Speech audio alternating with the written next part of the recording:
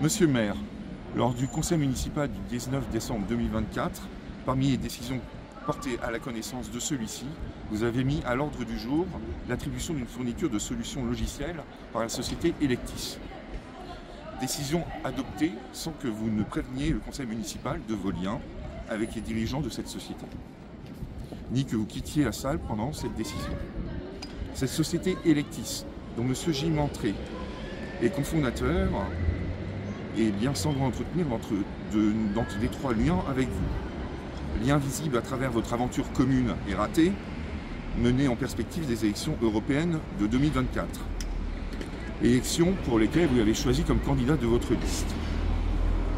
Il est aussi membre du comité d'orientation de votre micro-parti politique Territoire en Mouvement. Ainsi, ces éléments montrent une certaine proximité durable avec vous.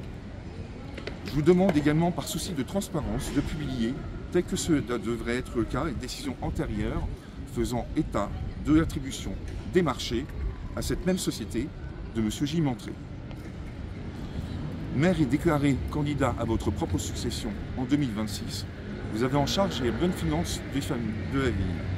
Il convient que vous apportiez toutes les réponses nécessaires, car vous n'êtes pas sans ignorer la loi.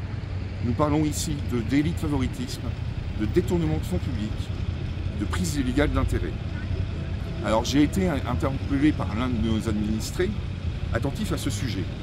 Pourriez-vous fournir des éléments de réponse sans tarder et éclairer les Neuilléens sur cette affaire qui soulève de nombreuses interrogations sur l'ensemble des contractants de Neuilly avec lesquels vous avez traité et qui touchent le portefeuille des contribuables. Pour ma part, élu maire en mars 2026, je mettrai en place un audit dès les premiers jours des finances de la ville afin d'aplanir toutes ces questions. Je mettrai aussi en place un déontologue indépendant qui permettra de veiller à ce qu'il n'y ait aucun conflit d'intérêts entre les élus et les entreprises contractantes. Et enfin, je mettrai en place un comité d'éthique avec les élus d'opposition afin de veiller sur les bonnes pratiques en la matière. Je vous remercie.